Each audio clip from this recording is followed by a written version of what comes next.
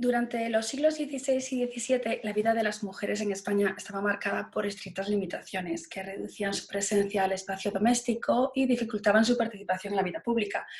El perfil de comportamiento propio de la mujer ideal la limitaba a su papel como esposa, madre, hija o hermana, y veta su participación en los asuntos que trascienden lo doméstico. Luis Vives, por ejemplo, si bien defiende de acuerdo a su ideario humanista la necesidad de fomentar la educación, en el caso de las niñas reduce esta educación a la bondad, a la honestidad y a las labores propias de su sexo, y no a convertirlas en letradas o a despertar su curiosidad intelectual. Este afán por aislar y confinar a las mujeres se debía principalmente a que el honor familiar, que era el fundamento de la organización social, estaba basado en gran medida en el comportamiento sexual de la mujer, por lo que éstas eran sometidas a una vigilancia muy estrecha que asegurase el mantenimiento de una reputación pública intachable.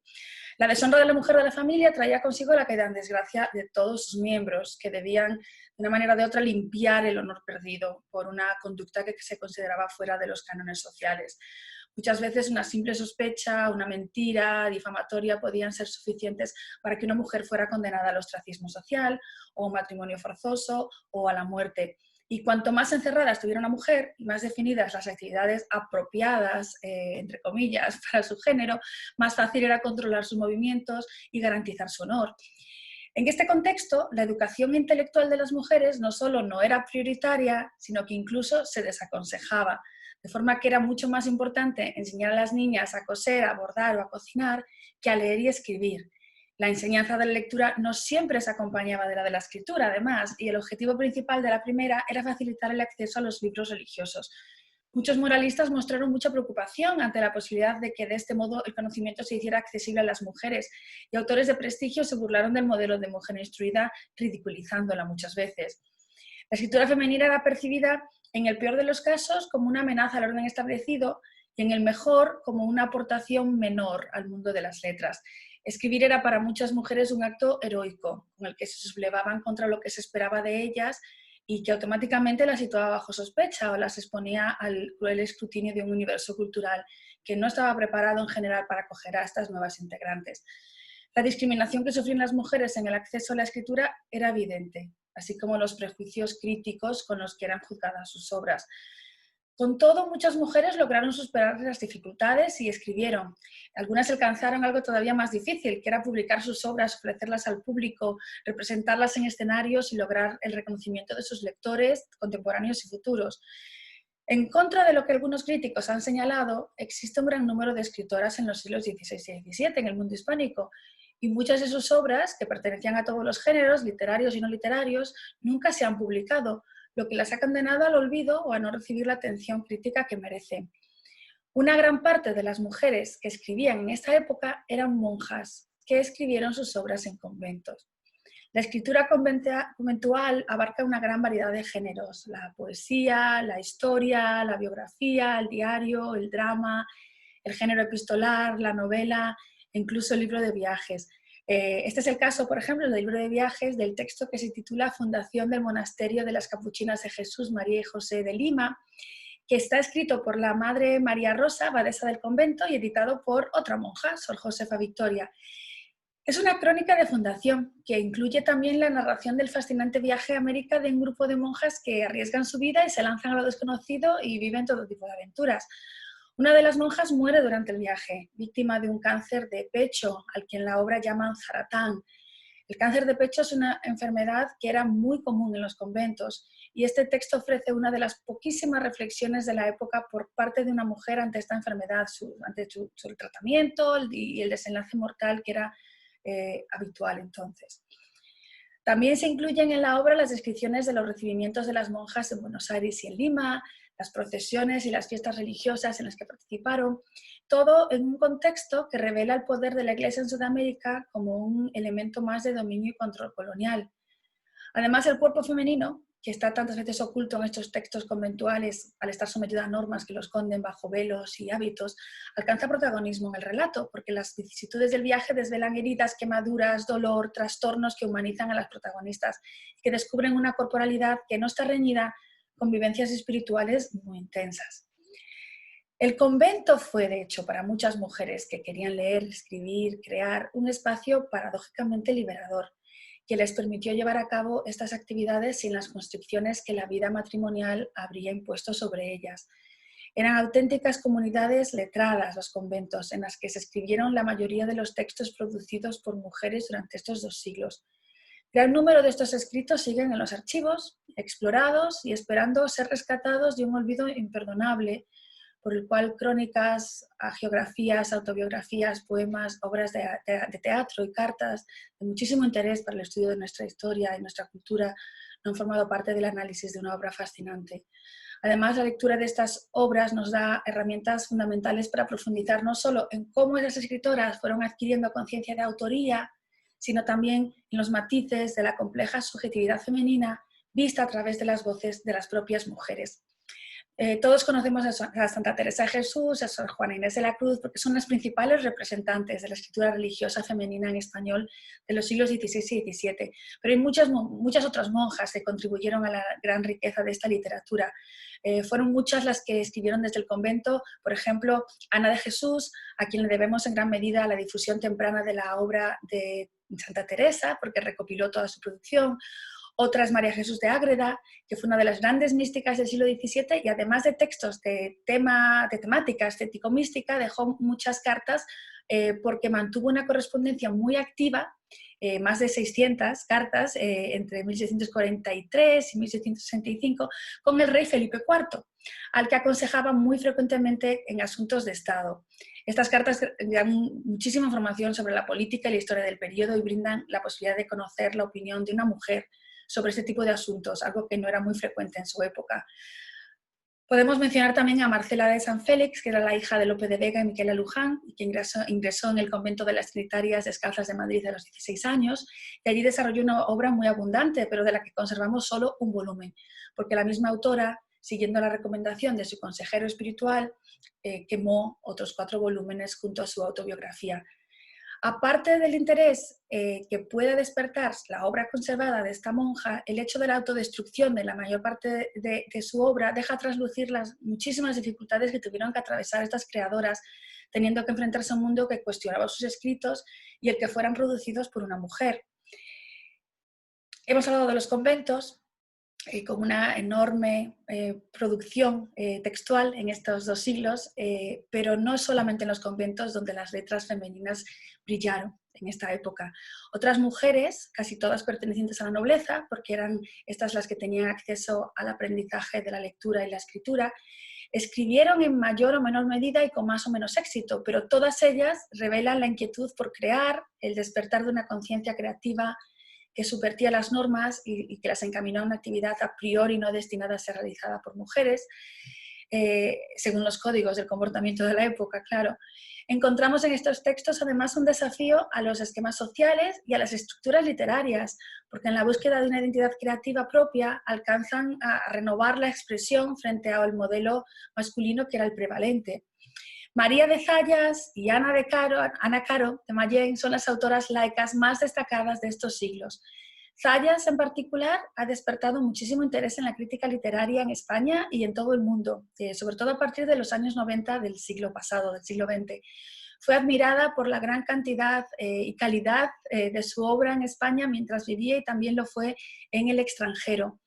Al igual que otras autoras de su tiempo, María de Zayas no solo rompió barreras sobre las expectativas de la presencia femenina en el espacio cultural, sino que introdujo una novedosa perspectiva sobre conflictos sociales muy importantes, que normalmente eran analizados desde el punto de vista masculino. La violencia contra la mujer específicamente ocupa un lugar central en los textos de María de Zayas y son constantes en ellos las escenas que representan abusos físicos, sexuales, psicológicos en la vida de sus personajes femeninos. Su impacto en el lector es innegable y Zayas enfatiza los aspectos violentos al máximo, situando el cuerpo de la mujer en el centro de la narración, eliminando la posibilidad de ignorar esos cuerpos y con ellos los abusos que sufrían los personajes, individualizados en gran medida a través de las torturas y las violaciones a las que son sometidos. Las historias de María de Zayas nos introducen en un universo caracterizado por una crueldad asfixiante, una violencia sin límites y una sensación de impotencia paralizante cuando los personajes femeninos son encerrados, a veces de forma física, pero siempre a nivel simbólico, en una prisión patriarcal que literalmente llega a destruirlos y eliminarlos. Ante esta realidad, Zayas propone tomar el control del lenguaje, de las historias de las mujeres, rompiendo el silencio, transformando el dolor en un arma que nace a partir del acto de creación textual. Al mismo tiempo, reivindica un espacio para las mujeres que, como ella, escriben, y para la creatividad femenina en general, apartada a los márgenes de la vida cultural y condenada a la irrelevancia y a la desaparición, como los cuerpos femeninos de sus cuentos. Zayas, por eso, también defiende constantemente el derecho de las mujeres a educarse, a acceder y a participar en el mundo cultural, y, por supuesto, es también una gran defensora de la capacidad intelectual femenina. María de Zayas admiraba a otra gran autora de su tiempo, la dramaturga Ana Caro. Ana Caro es la gran dramaturga española de los siglos de oro. Conservamos pocas obras suyas, pero entre ellas destacan las comedias El conde Partinoplés y Valor, agravio y mujer, en las que reinventa la caracterización de los personajes femeninos y propone modelos de conducta alejados de la pasividad de la dama idealizada de la época. El mayor logro, en mi opinión, de estas obras es precisamente la apertura de nuevos espacios de posicionamiento femenino ante asuntos muy complejos como el amor, el honor, el matrimonio o la amistad entre mujeres, que Ana Caro resuelve cuestionando los valores tradicionales y subvirtiendo las expectativas del espectador. Además, en sus obras reivindica la capacidad femenina, como María de Zayas, para escribir y para formar parte de la vibrante vida cultural de su época, apelando a la larga tradición de mujeres escritoras como forma de autorización de la actividad creativa femenina. Caro es una maestra de la ironía y del manejo del humor, y pone en boca de los graciosos de sus obras reivindicaciones atrevidas en situaciones de índole a veces incluso sexual, y todo aquello que podría resultar incómodo a proceder de una autora, y así logra introducir en sus textos elementos absolutamente subversivos. Tras siglos de olvido casi total, las maravillosas comedias de Ana Caro han vuelto a ser representadas recientemente en espacios muy significativos, como el Festival Internacional de Teatro Clásico de Almagro, donde han cautivado al público por su maestría literaria y por la relevancia de los mensajes que surgen de estas obras. No debemos olvidar que para Ana Caro de Mallén la escritura era un modo de vida, además, una fuente de ingresos, como certifica un documento de las autoridades madrileñas encontrado recientemente y conservado en el archivo de la Villa de Madrid. Esto es muy importante porque nos indica el camino hacia la profesionalización de la escritura femenina. Entonces es muy, muy importante este dato en relación a Ana Caro. Ya hemos señalado que Ana Caro fue amiga de María de Zayas, y ambas se alabaron mutuamente en varios textos, probablemente conscientes de que compartían desafíos y obstáculos comunes en un mundo cultural abrumadoramente masculino. Encontramos aquí el germen de una conciencia de comunidad escritural femenina, que tardará mucho en desarrollarse plenamente, pero que empieza a dar aquí sus primeros pasos. María de Zayas celebra en sus obras a sus precursoras, modelos de mujeres escritoras que desde la antigüedad hasta la temprana edad moderna le ofrecen un marco en el que situar su propia obra. No puedo cerrar este corto recorrido sin mencionar a Catalina de Erauso. Catalina de Erauso es un personaje fascinante y muy peculiar. A través de textos cargados de ambigüedad, aventuras y profunda emoción, Catalina de Erauso nos introduce en las complejidades de la identidad sexual. Si hay un personaje que representa la fluidez de la identidad en el imperio de la monarquía hispánica, este es sin duda Catalina de Erauso, que continúa fascinando muchos siglos después de su muerte a lectores y críticos. En su época fue un ejemplo real de la mujer vestida de hombre, que era algo muy literario, pero ella es un ejemplo pues, real, porque después de ser criada en un convento en San Sebastián, consigue huir e inicia un asombroso viaje como fugitiva que la lleva a diferentes lugares de España y finalmente a Andalucía para acabar embarcándose hacia América, siempre con identidad masculina. En América está a punto de descubrirse su secreto cuando casi es obligada a casarse con una dama, y en otro momento pierde un trabajo cuando la sorprende en un encuentro erótico con otra mujer, aunque su identidad no llega a ser desvelada. Después de vivir muchas aventuras y momentos de gran riesgo, es arrestada en Perú en una pelea, y para evitar su ejecución confiesa que es mujer y además virgen, lo que le salva la vida. Vuelve a España y solicita el pago de sus servicios como soldado en América cuando era Alonso Díaz de Guzmán. Su fama llegó a ser tan grande que acabó siendo recibida por el Papa, y además escribió una autobiografía sobre cuya autoría se han planteado dudas porque no fue publicada hasta el siglo XIX,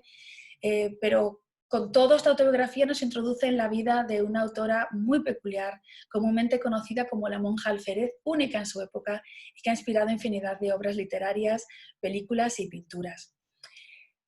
Ana Caro, Catalina de Erauso, María de Zayas son las representantes más conocidas de la escritura laica femenina de los siglos XVI y XVII en España, pero muchas otras mujeres escribieron e incluso llegaron a tener éxito en su época, aunque el tiempo y el efecto de un poderoso sistema patriarcal sobre las dinámicas de difusión cultural han provocado que apenas sean recordadas hoy en día. Merece una mención rápida pero especial, Oliva Sabuco. Oliva Sabuco, que fue autora de La nueva filosofía de la naturaleza del hombre, un complejo tratado filosófico atribuido durante mucho tiempo a su padre, Miguel Sabuco, desde que éste reclamó su autoría en una carta con el apoyo del esposo y del hermano de Oliva. Después de siglos de silenciamiento injusto y como resultado de duras investigaciones, hoy podemos afirmar que efectivamente la obra fue escrita por Oliva Sabuco, cuyo interés en temas filosóficos que eran en su tiempo poco femeninos le valió muchos problemas con la Inquisición, hasta el punto de que sus libros fueron quemados. Murió en 1622 en un convento donde seguramente logró encontrar un espacio propio para pensar y crear. Creo que es muy urgente rescatar a estas autoras del olvido y leer sus textos, analizarlos, determinar cuidadosamente cómo pueden transformar la visión que tenemos de la llamada época dorada de las letras españolas. Solo así podremos llegar a entender plenamente la literatura y la cultura de estos siglos y lo que es quizás más importante. Con ello lograremos además penetrar en los mecanismos que históricamente han marcado la creación femenina. Durante demasiado tiempo, las escritoras en español de esta época han sido víctimas de un cruel silencio. Olvidadas durante siglos, Manuel Serrano y Sanz empezará a recuperarlas para su reconocimiento en 1903, pero serán sobre todo otras mujeres como Emilia Pardo Bazán, en su colección Biblioteca de la Mujer, quienes empiecen a rescatar a estas autoras y a valorar su aportación a las letras hispánicas, especialmente a partir de las últimas décadas del siglo XX. El interés por estos escritos y sus autoras aumentó pues, en esta época, a finales del siglo XX, al calor del auge de los estudios de género en la crítica literaria. Y cada día se descubren nuevos textos, nuevas autoras y un creciente número de investigadores se está ocupando de su estudio. Nos encontramos ante un campo de investigación en pleno crecimiento que aporta a quienes se adentran en él la enorme satisfacción de rescatar del anonimato a figuras que merecen sin duda un reconocimiento que les ha sido negado durante siglos. Mientras vamos poniendo en circulación textos, vivencias y situaciones que nos ayudan a entender el espacio de la mujer en la historia, la literatura y la vida. Conectar estos textos, sus temas y el modo de escribirlos con la realidad de nuestros días debería ser prioritario para devolverles la existencia, porque ellas y sus textos nos invitan a repensar el pasado, el presente y las conexiones entre ellos, que no son pocas. Y esto, bueno, en España y en el mundo de habla hispana, pero me imagino que quienes están viendo este vídeo estarán interesados por lo menos en saber un poquito sobre las escritoras holandesas de los siglos XVI y XVII, que han sido también mayoritariamente ignoradas por la Academia Internacional, como no nos sorprenderá probablemente este dato.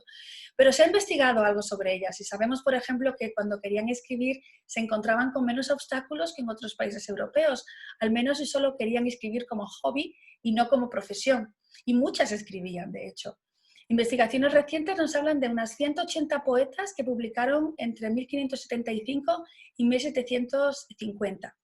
María Visser es una de estas autoras, la más conocida. Otras son, por ejemplo, Ana María van Schulman, que escribe textos en varios géneros defendiendo el derecho de las mujeres a aprender. Y hay una dramaturga, además, muy interesante que se llama Katarina Lescaili. Eran autoras mayoritariamente miembros de la clase media alta y de familias que tenían cierto poder político o mercantil. En general no estaban casadas y solían dejar de escribir cuando se casaban. Y ahí mi interés en ver el convento en España como un lugar de liberación, en este sentido, en muchas ocasiones. Su educación no incluía la asistencia a instituciones de educación avanzada como las universidades, pero las jóvenes de los Países Bajos tenían una variedad de orígenes sociales que iban a escuelas elementales donde aprendían religión, aprendían a leer, a escribir de forma rudimentaria, aprendían aritmética y a veces también labores consideradas propias de su género, como coser. En definitiva, se les enseñaba lo que era considerado necesario para ser buenas esposas. Pero a diferencia de otros países, en esta época había un interés en enseñar a estas niñas, repito, de varios orígenes sociales, lo cual es también muy original, había un interés en enseñarles a estas niñas, igual que a los niños, a escribir, que no ocurre tampoco en todos los países europeos. Además, enseñar a los niños y a las niñas más pobres se consideraba algo beneficioso para la sociedad en los Países Bajos, o sea, algo realmente que no vemos en otros lugares, incluido por ejemplo en España.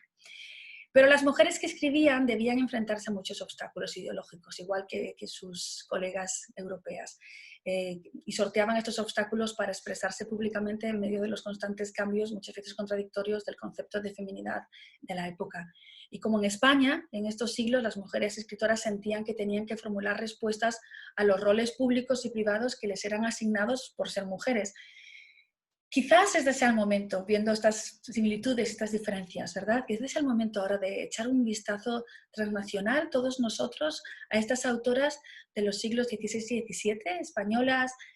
holandesas y de otras naciones europeas, que nos va a permitir poner en perspectiva muchas de las cosas que hemos ido aprendiendo en las últimas décadas sobre ellas. Y a eso invito al público a leer estos textos, a aprender más sobre ellos, sobre estas mujeres,